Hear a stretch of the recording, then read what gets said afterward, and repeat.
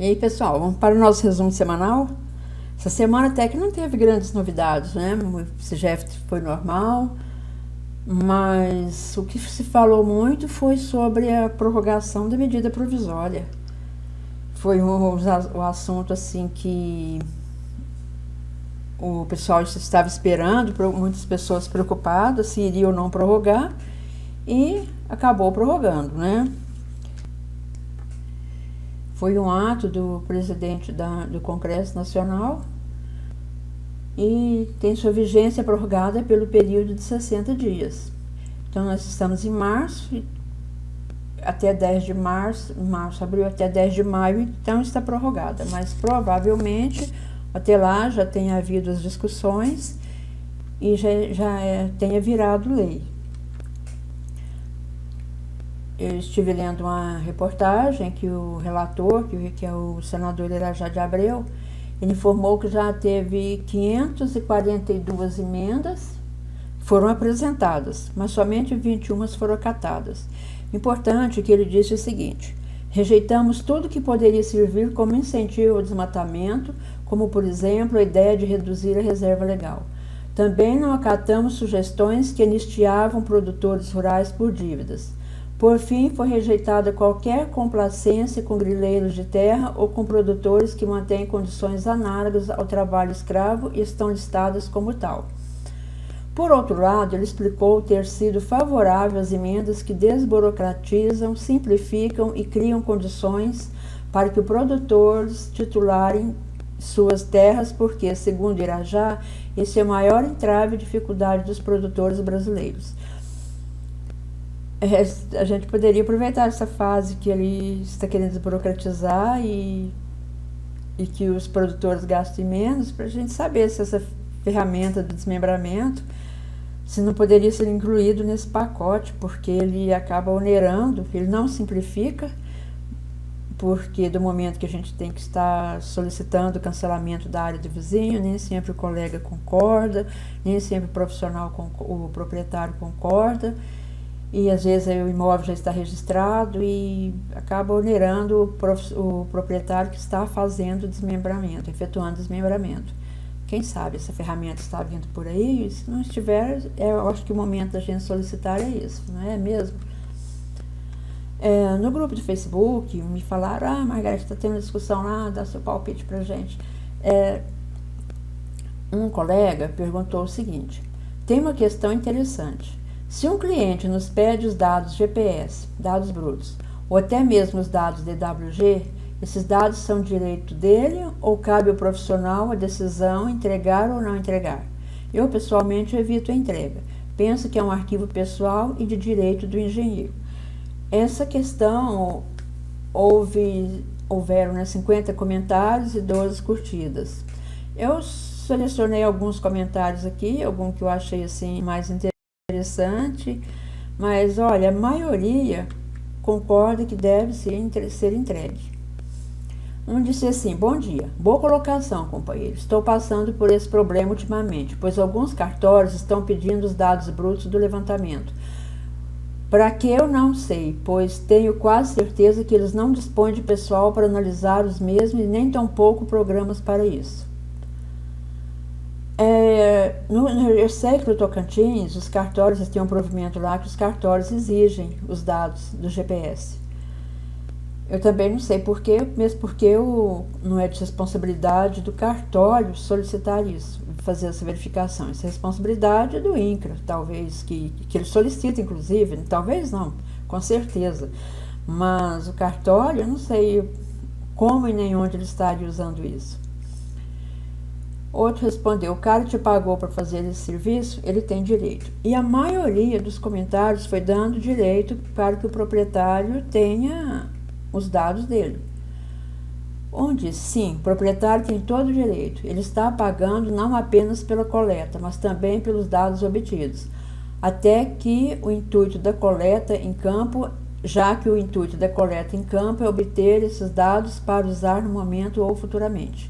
É a mesma coisa de você ir lá e locar um marco de uma base em campo para deixar uma referência. Ela não será sua, ela é do proprietário. mesmo sem ele entender do que se trata, os dados brutos ou um marco em campo. Isso é direito dele, caso alguém solicite lá na frente.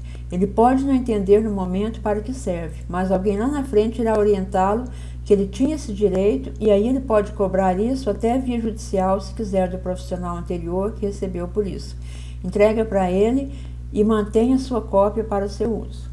Outro disse, se ele é cliente, significa que ele pagou pelos serviços. Logo, é direito do cliente ter os dados brutos e tudo quanto for gerado pelo serviço contratado.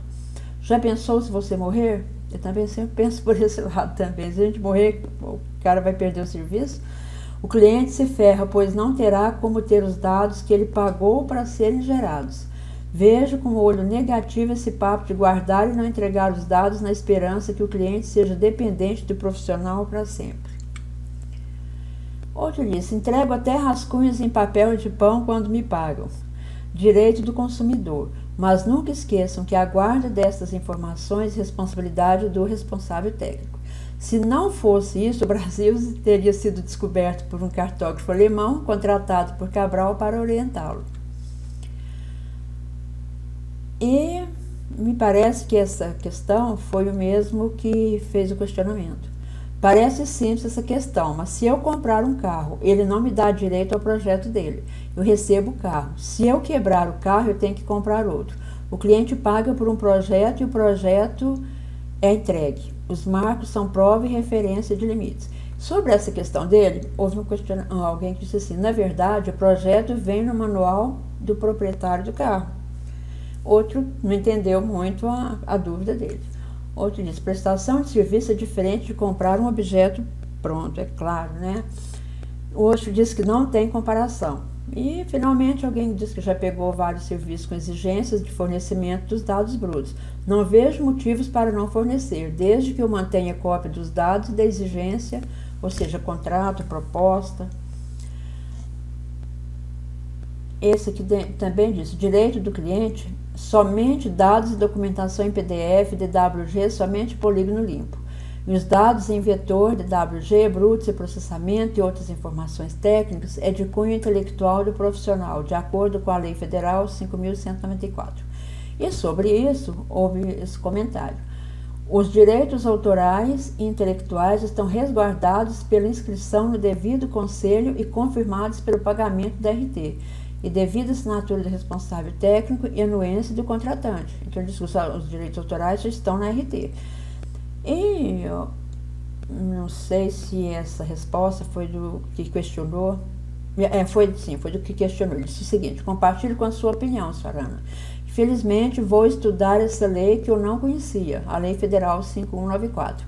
Tenho só opiniões pessoais sobre os direitos de propriedade intelectual. Agora, com sua ajuda, vou ler na íntegra. Bom, eu não acho assim, a maioria diz que entrega. Eu também entrego, não vejo nada demais, o cliente pagou, ele tem direito. E eu só vou dar um exemplo. Você vai ao médico e te solicita exames. Suponhamos que esses exames sejam o levantamento que você foi fazer em campo. Ele solicita raio-x, tomografia, ressonância, que são exames mais caros. Seja até um simples raio-x de pulmão, que é mais barato. E a clínica te dá somente o laudo médico. Ele não te entrega o resultado, as fotos, né, entre aspas, do exame. Você acha que ele está certo ou está errado? Porque o médico, que ele menos lê o laudo. Ele gosta de dar as fotos. Ele vê as fotos ali. E seja qualquer exame, um simples raio-x de pulmão, às vezes ele nem lê. No final que ele dá uma olhadinha no laudo para confirmar o que ele olhou. Mas você acha certo a clínica não te entregar?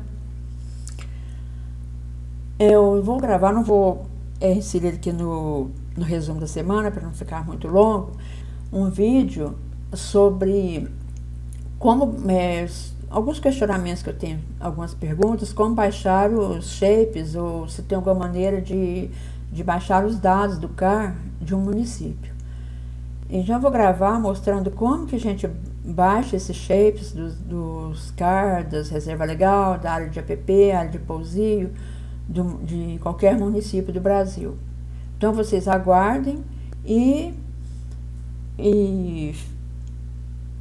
e fiquem atentos, né, ao que vai ocorrer durante a semana.